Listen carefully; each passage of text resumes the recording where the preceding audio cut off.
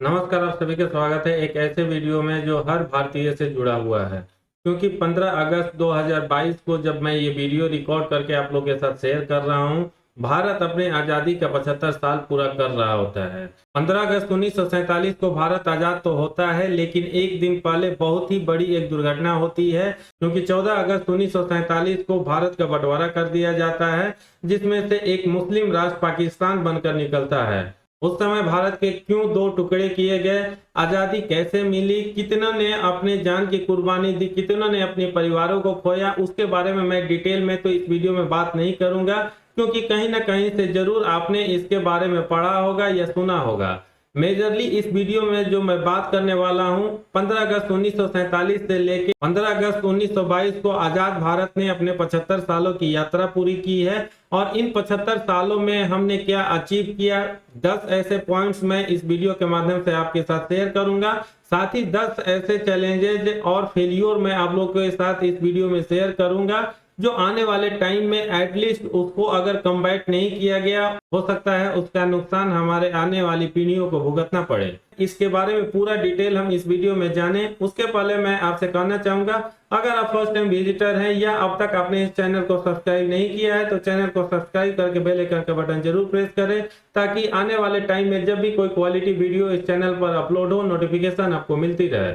दोस्तों, पिछले 75 सालों में जो हमारा मेजर अचीवमेंट रहा, इस लिस्ट में सबसे पहले नंबर पर मैं रखूंगा हेल्थ सेक्टर को। क्योंकि इस सेक्टर में हमने काफी अच्छा काम किया है। 1947 से 48 के पीरियड को अगर हम देखें, उस टाइम हमारे पास हेल्थ सेक्टर में इंफ्रास्ट्रक्चर काफी कमजोर हुआ करते थे। लेकिन इन 75 सालों में इस सेक्टर में इंडिया ने बहुत अच्छा काम किया है, जिसकी वजह से इंडिया में पोलियो बिल्कुल खत्म हो गया। हाल फिलहाल ही हमने कोरोना पेंडेमिक को भी देखा, जिस तरह से इतने बड़े देश में इतने ज्यादा पॉपुलेशन के साथ हम लोगों ने कोरोना के साथ लड़ा। जिस तरह से वैक्सीन का हमने खुद ही मैन्युफैक्चरिंग किया और एक तरह से ड्राइव चलाकर सारे लोगों को वैक्सीनेशन किया गया। और साथ ही इंडिया के बाहर भी बहुत सारे देशों को हमने हेल्प किया। ये दिखाता है कि हेल्थ सेक्टर में हमने कितना काम किया है और अभी हम फिलहाल किस लेवल पर हैं। 1960 के दशक तक हमारी लाइफ एक्सपेक्टेंसी मात्र 32 साल हुआ करती थी। आज के टाइम में लाइफ एक्सपेक्टेंसी 70.19 हो गया है, यानी एक इंडिविजुअल का लाइफ करीब 70.19 ईयर का हो गया है।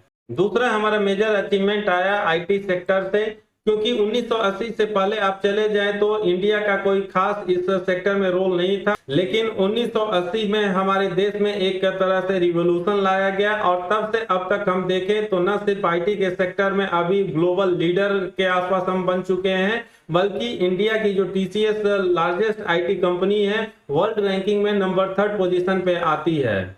इन 75 सालों में हमारा तीसरा बड़ा अचीवमेंट है जीडीपी ग्रोथ। क्योंकि 1947 में हमारा जीडीपी करीब 2.7 लाख करोड़ रुपीस का हुआ करता था, जो 2022 में बढ़ के 148 लाख करोड़ तक पहुंच चुका है, जो फिलहाल पूरे वर्ल्ड में USA, China, Japan, Germany, UK के बाद नंबर 6 पोजीशन पे आता है। 1950 से 51 के पीरियड में जो हमारे पास फॉरेक्स रिजर्व मात्र 1029 करोड़ का हुआ करता था, वो बढ़ के 2022 में 46.17 लाख करोड़ तक जा पहुंचा है। हमारा चौथा अचीवमेंट आता है इंफ्रास्ट्रक्चर के क्षेत्र से। क्योंकि कोई भी देश तब तक अच्छा ग्रोथ नहीं कर सकता जब तक कि उसकी बुनियादी सुविधाएं काफी स्ट्रांग ना हो, अच्छी ना हो। इसलिए इंफ्रास्ट्रक्चर के क्षेत्र में भी इंडिया ने काफी अच्छा काम किया है। आजादी के टाइम में मात्र हमारे पास 0.4 मिलियन किलोमीटर का रोड हुआ करता था 1950 तक, जबकि अगर करंट टाइम में हम बात करें तो 2021 के एक डेटा के हिसाब से ये करीब 6.4 मिलियन किलोमीटर हो गया है। हाईवेज के अलावा हमने बहुत सारे ब्रिजेस, फ्लाईओवर्स भी डेवलप किए हैं, जो कि बहुत जरूरी थे बढ़ते पॉपुलेशन और बढ़ते इंडस्ट्रियलाइजेशन की वजह से। इंफ्रास्ट्रक्चर के क्षेत्र में रोड के बाद जो सबसे ज्यादा काम देखने को मिला है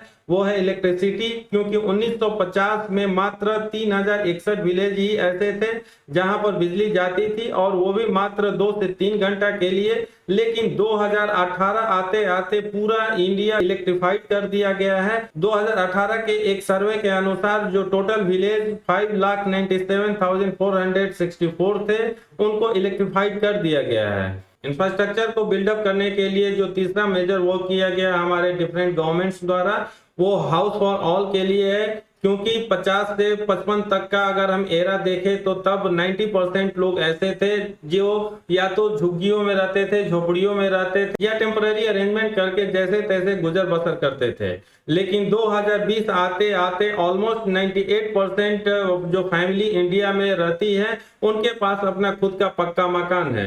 इंफ्रास्ट्रक्चर में जो चौथा मेजर वर्क किया गया वो टेलीकॉम के क्षेत्र में हुआ, क्योंकि 1947 से 48 के पीरियड मात्र 0.23% ही पब्लिक ऐसी थी जिनके पास लैंडलाइन का कनेक्टिविटी था।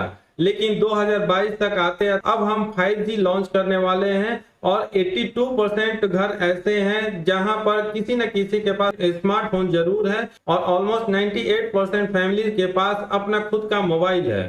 हमारा पांचवा मेजर अचीवमेंट है फूड ग्रेन्स और इसके रिलेटेड आइटम प्रोडक्शन का, क्योंकि 1947 के पीरियड में हम देखें तो इंडिया के पास इतने उर्वरक जमीन नहीं हुआ करते थे जहां पर हम अपने खाने पीने के लिए खुद फूड ग्रेन्स का पैदावार कर सके, और स्पेशली गेहूं के लिए हम काफी हद तक अमेरिका पे डिपेंडेंट थे। वहां से इंडिया ने इस क्षेत्र में काफी अच्छा काम किया और एक तरह से ग्रीन रिवॉल्यूशन लाया गया। हम ऐसे सिचुएशन में खड़े हैं जहां पर न सिर्फ हम अपने लिए पैदा करते हैं बल्कि इंडिया के बाहर भी बहुत सारे देशों में हमारे फूड ग्रेन्स का एक्सपोर्ट किया जाता है। हमारा छठा मेजर अचीवमेंट निकल कर आया है डिफेंस पावर से, क्योंकि अगर आपने कहीं पे पढ़ा होगा या किसी से सुना होगा तो 1960 के दशक में इंडिया का एक बहुत ही बड़ा वॉर होता है चाइना के साथ, और उस वॉर में हम बहुत ही बुरी तरीके से पराजित होते हैं, क्योंकि ना ही हमारे पास स्ट्रॉन्ग आर्मी पावर थी और ना ही हमारे पास ढंग के arms, ammunitions, nuclear bomb, fighter jet etcetera थे। चाइना के साथ वॉर का नतीजा ये रहा कि करीब करीब स्विट्जरलैंड जितना एरिया हमने चाइना को गंवा दिया। इन सारी कमियों को देखते हुए इंडिया ने इस क्षेत्र में भी काफी अच्छा काम किया है और पहली बार न्यूक्लियर प्रोग्राम इन्होंने लॉन्च किया। 1974 या 75 का वो दौर था जहां पर पहला टेस्ट किया गया न्यूक्लियर बम का, और उसके बाद से अब तक हम देखें तो करीब 5 से 6 न्यूक्लियर टेस्ट हो चुका है, जिसका रिजल्ट निकल कर ये आता है कि आज के कंडीशन में हम वर्ल्ड लेवल पर तीसरे या चौथे पोजीशन पर हैं, चाहे आर्मी फोर्सेस की बात हो या हमारे डिफेंस इक्विपमेंट्स की बात हो। हमारा सातवां अचीवमेंट है इसरो यानी इंडियन स्पेस रिसर्च ऑर्गेनाइजेशन का फॉर्मेशन, जो 1969 में किया गया। उसके बाद से हम काफी हद तक बहुत सारे सैटेलाइट्स को सफलतापूर्वक लॉन्च करने में कामयाब हुए।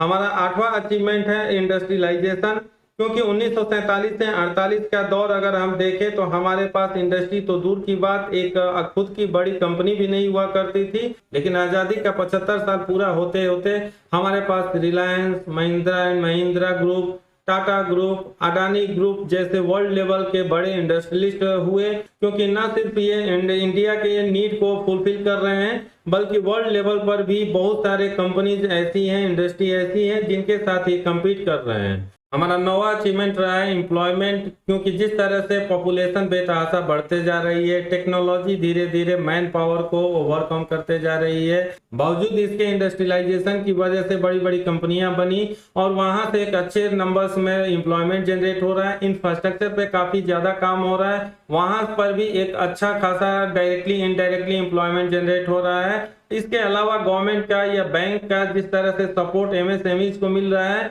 वहां पर भी या तो सेल्फ डिपेंडेंट या सेल्फ एम्प्लॉयमेंट जनरेट हो रहा है, कुछ लोगों को वहां पर भी रोजगार मिल रहा है। इस लिस्ट में 10वां और आखिरी मेजर अचीवमेंट है एजुकेशन का क्षेत्र, क्योंकि 1947-48 की अगर हम बात करें तो मात्र 30% पॉपुलेशन ही ऐसी थी जो लिटरेट हुआ करती थी। इस फील्ड में अभी भी बहुत काम करने की जरूरत है, क्योंकि भले ही पिछले 75 सालों में हमारा लिटरेसी रेट 30% से बढ़ के 70% तक जा पहुंचा है, लेकिन अभी भी 30% टू 31% लोग ऐसे हैं जो लिटरेट भी नहीं है। इसलिए मेरे अकॉर्डिंग इस फील्ड में अभी बहुत काम करने की जरूरत है, क्योंकि फर्स्ट हमारा टारगेट होना चाहिए 100% लिटरेसी, उसके बाद हमारा टारगेट होना चाहिए मैक्सिमम लोगों को कैसे एजुकेट किया जाए। दोस्तों ये तो रहे 10 अचीवमेंट्स जो मेरे हिसाब से पिछले 75 सालों में इंडिया ने अचीव किया है।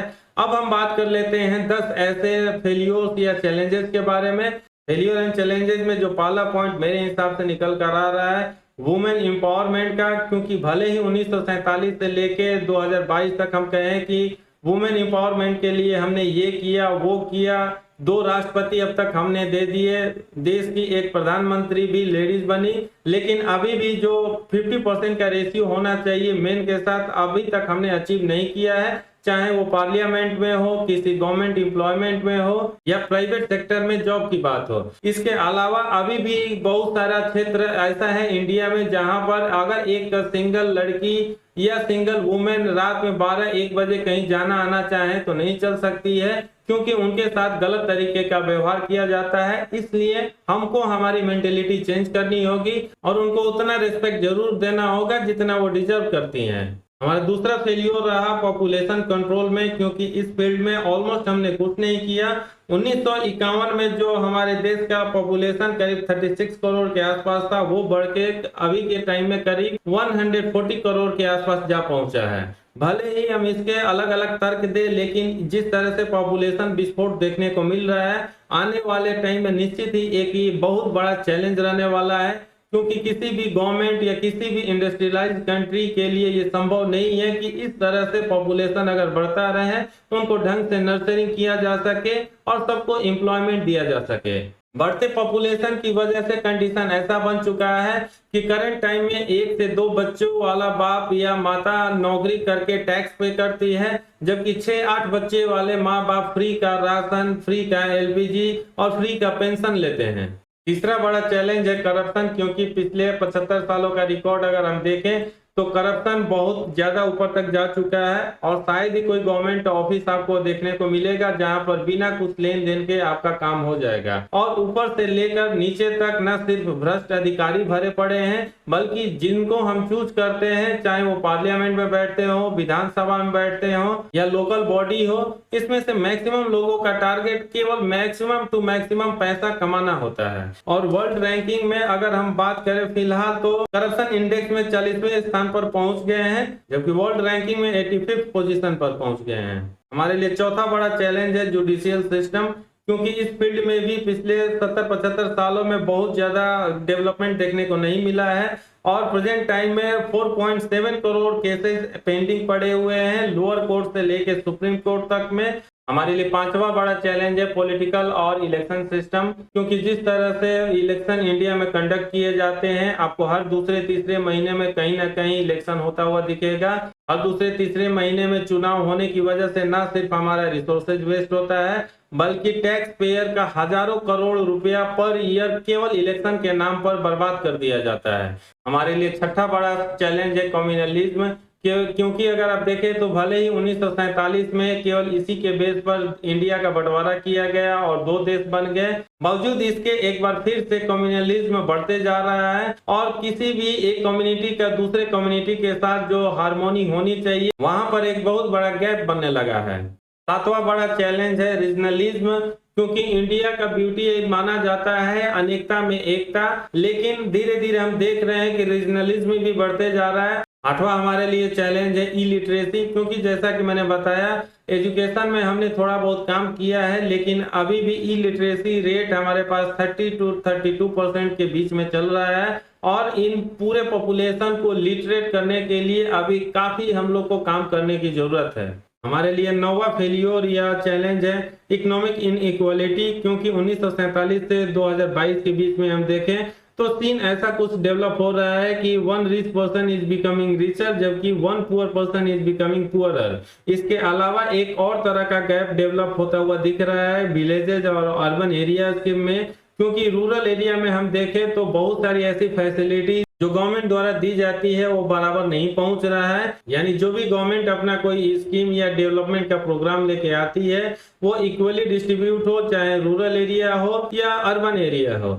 हमारे लिए 10वां और आखिरी चैलेंज है वाटर सप्लाई का, क्योंकि अक्रॉस द इंडिया अगर आप देखेंगे तो बहुत सारे क्षेत्र आपको देखने को मिल सकते हैं जहां पर प्योर वाटर का सप्लाई काफी दुर्लभ होते जा रहा है। दोस्तों ये तो रहा आजाद भारत के 75 सालों की यात्रा जो मेरे अकॉर्डिंग है। आप क्या सोचते हैं 75 साल के आजाद भारत के बारे में? जो भी आपका फीलिंग है, सोच है, कमेंट सेक्शन में जाकर कमेंट करके जरूर बताएं। इस वीडियो में इतना ही। उम्मीद करता हूँ आपको पसंद आया होगा।